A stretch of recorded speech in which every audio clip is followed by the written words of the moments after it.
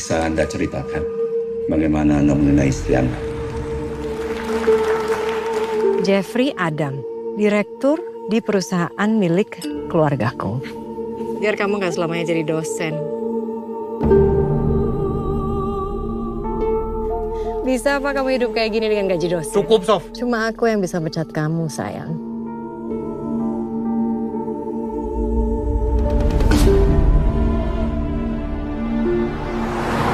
Yang hilang itu siapa? Sofia Arini, umur 50 tahun, sudah menikah dengan Jeffrey Adam. Jadi bagaimana jenazah istri saya bisa menghilang? Apakah istri Anda punya musuh? Dia udah beneran meninggal kan? Siapa? Aku udah pastikan caraku itu berhasil. Terus kenapa bisa hilang? Kamu yang bilang sendiri rencana kamu udah sempurna, Jeff. Aku ngelakuin ini buat kamu, buat kita. Kamu dari mana? Saya butuh bantuan Anda. Siapa? Dia pengacara pribadiku. Kalau terjadi perselingkuhan atau perceraian, tinggal kamu mau ngaku atau enggak.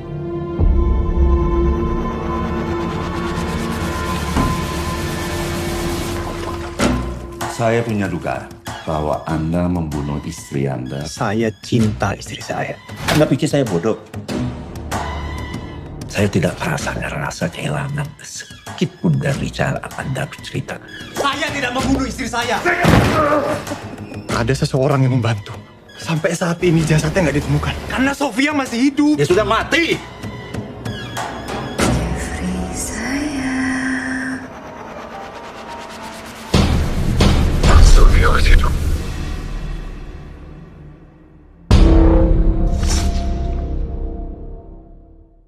Hai, nama saya Rabiatul Adawiyah dan saya akan membentang mengenai pengenalan dan faktor-faktor yang terdapat di dalam filem Dendam Malam Kelam. Cuba para penonton bayangkan sebuah rumah tangga yang tampak bahagia, tapi pada hakikatnya ia penuh dengan dendam, pengkhianatan dan rahsia. Baiklah, itu adalah sedikit sebanyak bayangan terhadap filem Dendam Malam Kelam yang saya akan kongsikan sebentar lagi. Untuk pengenalan di dalam filem Dendam Malam Kelam, Jeffrey merupakan seorang suami dan pensyarah yang telah terjerumus di dalam hubungan gelap dengan salah seorang pelajarnya iaitu Sarah, yang akhirnya membawa kepada ancaman keselamatan terhadap rumah tangga Sofia dan Jeffrey. Perselingkuhan ini bukan sahaja melibatkan curang dari segi emosi, malah telah membawa kepada sebuah perancangan untuk membunuh Sofia. Dan apabila Sofia meninggal, terdapat lebih banyak kejadian misteri yang berlaku, dan antaranya ialah jasad Sofia telah hilang sebelum dibedah siasat. Assalamualaikum semua, saya Zaidi dan bersama saya sekarang Alif. Kami bersama akan merungkap isu-isu yang terdapat dalam filem ini. Oke Zaidi, apakah isu-isu yang terdapat di dalam movie Dendam Malam Kelam ini? Oke Alif, untuk isu yang pertama yaitu perselingkuhan dan pengkhianatan. Filem ini bermula dengan hubungan sulit antara Jeffrey dan Sarah. Isu ini jelas menunjukkan bagaimana ketidaksetiaan dalam hubungan perkahwinan boleh menghancurkan kepercayaan antara pasangan. Oke, jadi apakah kesan daripada isu yang kamu telah bentangkan tadi? Oke Alif, untuk kesannya, perselingkuhan bukan sahaja boleh mencetuskan konflik emosi, malah ianya boleh menjadi punca kepada tragedi-tragedi yang lebih besar. Filem ini memberi gambaran bahawa satu kesilapan dalam hubungan boleh memberi kesan jangka panjang kepada ramai pihak. Okey, untuk isu kedua ialah rasa bersalah dan trauma emosi. Selepas berlakunya peristiwa hitam watak-watak dalam filem ini mulai dihantui rasa bersalah yang sangat mendalam. Gangguan yang dialami bukan sekadar unsur seram, tetapi melambangkan tekanan emosi, tekanan dalaman Isu ini menunjukkan bahawa kesalahan yang tidak diselesaikan boleh mengganggu kestabilan mental seseorang sehingga mempengaruhi tindakan mereka. Okey Alif, kita teruskan kepada isu yang ketiga, iaitu dendam yang menghancurkan. Dendam merupakan tema utama dalam filem ini. Sebab tajuknya pun Dendam Malam Kelam kan, sudah tentulah ianya menjadi tema utama untuk movie ini. Dendam lahir daripada rasa sakit hati dan ketidakadilan yang dialami oleh mangsa. Filem ini menggambarkan dendam sebagai satu perasaan yang bukan sahaja memusnahkan orang yang dibalas dendam, tetapi juga pelaku dan orang di sekeliling mereka. Ia mewujudkan kitaran kebencian yang sukar dihentikan dan boleh membawa lebih banyak penderitaan. Okey, sekarang kita lihat kepada isu yang keempat ataupun isu yang terakhir, iaitu stigma terhadap perebut suami orang atau disebut sebagai pelakor. Watak Sarah menunjukkan bagaimana masyarakat sangat cepat memberikan tanggapan negatif tanpa mengetahui latar belakang ataupun cerita yang sebenarnya. Dalam kes perselingkuhan, kebiasaannya wanita sering dipersalahkan sepenuhnya walaupun kesalahan tersebut melibatkan kedua-dua belah pihak. Isu ini mengangkat persoalan tentang ketidakadilan sosial dan penilaian berdasarkan stereotip semata-mata. Okey Zaidi, bolehkah anda rungkap kesimpulan daripada isu-isu yang anda terangkan tadi? Boleh Alif. Jadi kesimpulannya begini, filem Dendam Malam Kelam bukan saja menyajikan elemen seram, tetapi juga membawa mesej moral tentang kesan pengkhianatan, beban emosi, dendam dan stigma masyarakat.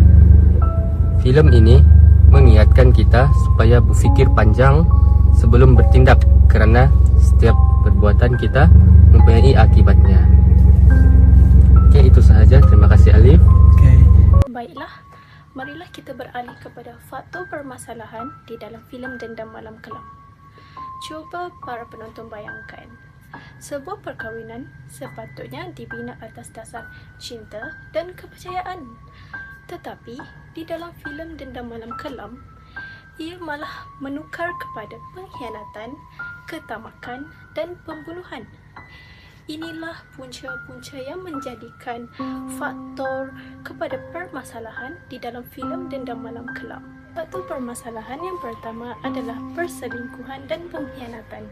Hubungan terlarang antara Jeffrey dan Sarah bukan sahaja merupakan satu kesilapan moral, malah ia telah mencetus kepada sebuah tragedi yang besar di dalam filem ini. Perselingkuhan tersebut telah mencetuskan dendam dan tekanan psikologi sehingga membawa kepada perancangan pembunuhan Sofia. Contohnya, Jeffrey dan Sarah secara sedar merancang pembunuhan Sofia agar hubungan gelap mereka dapat diteruskan. Faktor permasalahan yang kedua adalah tamak kuasa dan harta.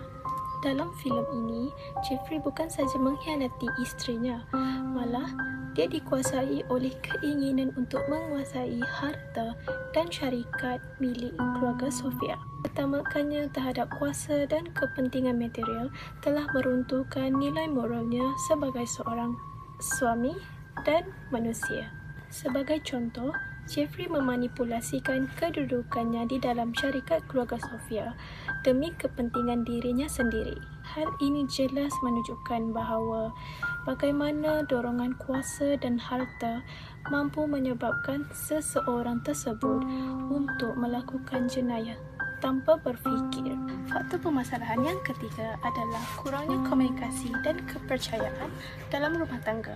Kegagalan Sofia dan Jeffrey untuk berkomunikasi secara jujur telah menyebabkan jurang emosi semakin melebar.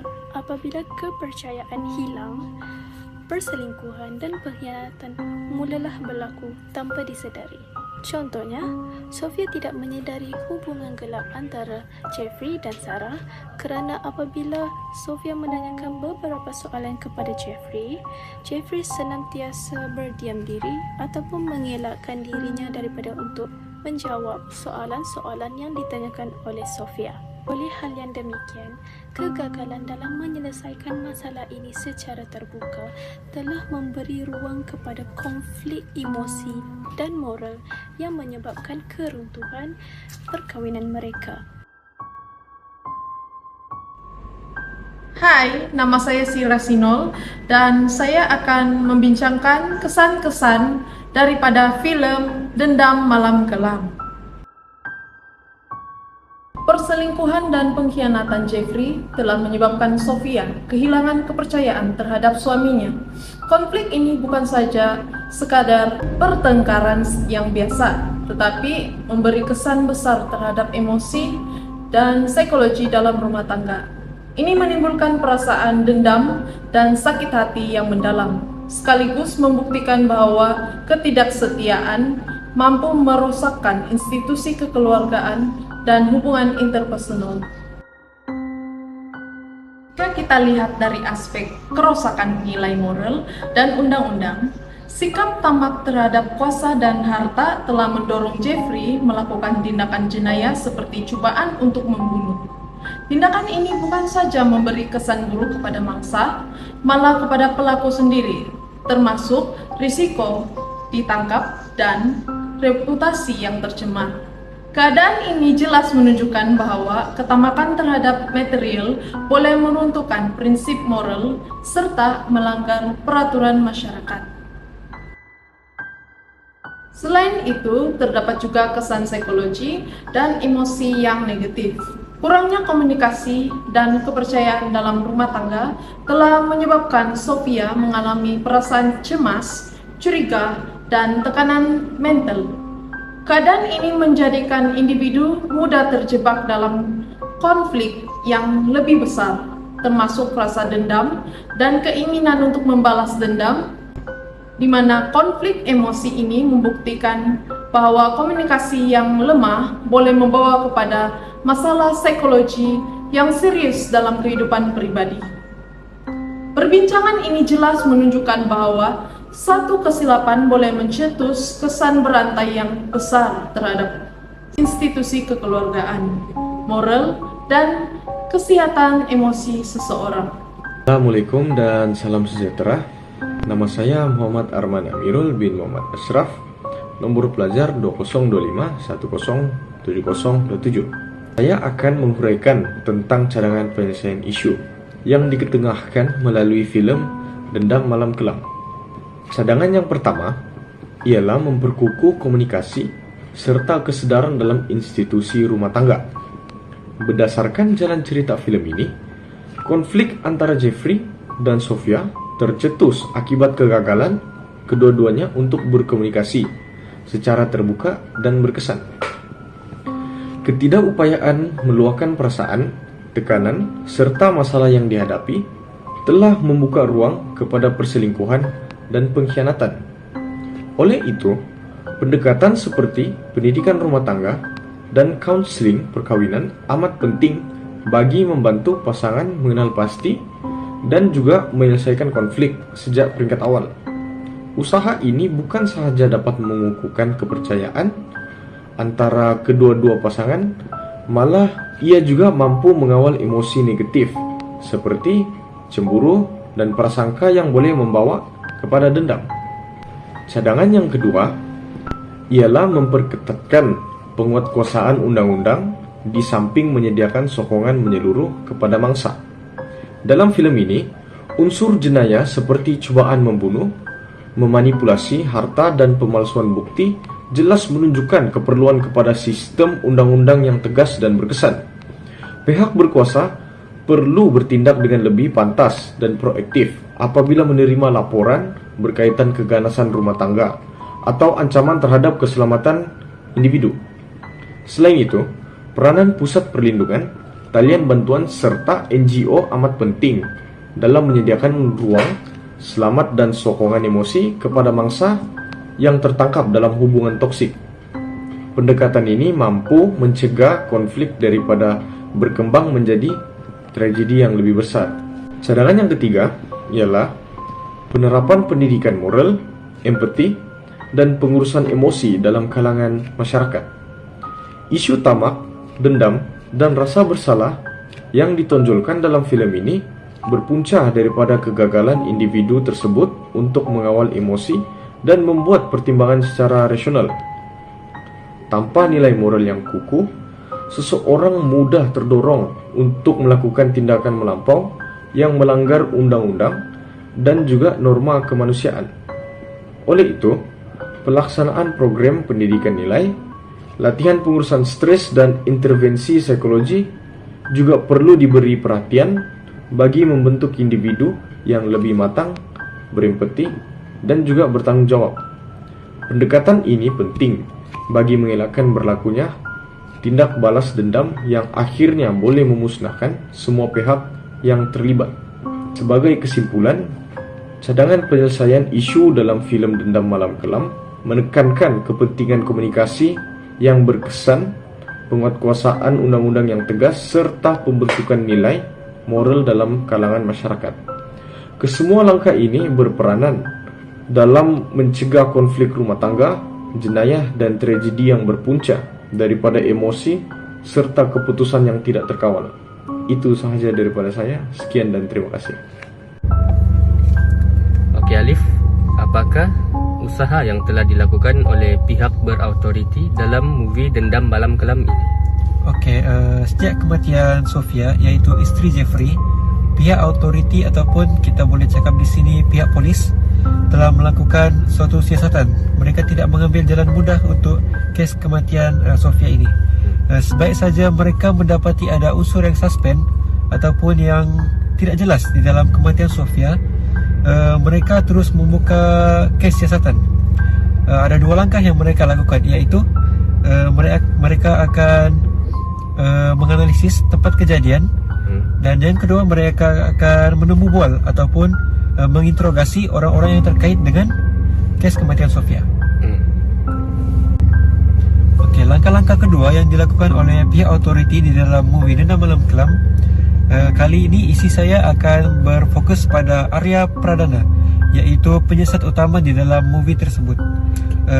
Arya Pradana telah melakukan penelitian dengan meneliti bukti fizikal, laporan perubatan dan memanggil saksi-saksi yang terkait atas kematian Sofia.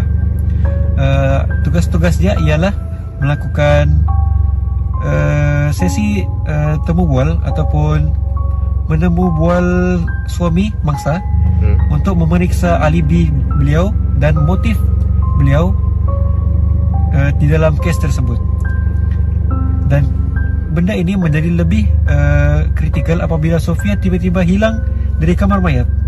Dan ya, dia hilang begitu saja. Ya, hilang dari kamar mayat, dan pihak polis merasakan ini bukan sesuatu yang janggal. Mereka merasakan ini ada berkaitan rapat dengan suspek utama di dalam kematian Sofia. Okey, fokus ketiga yang dilakukan oleh pihak autoriti ialah mereka ingin membongkar alibi ataupun hubungan gelap yang dilakukan oleh suami mangsa terhadap pelakor. Okey, memasuki tahap soal siasat, pihak penyiasat mula melihat ketidakkonsistenan di dalam temu bual yang mereka telah lakukan di antara beberapa watak. Okey, fokus utama ialah membongkar hubungan gelap antara Jeffrey, suami kepada mangsa, dengan Sarah, iaitu kekasih gelapnya.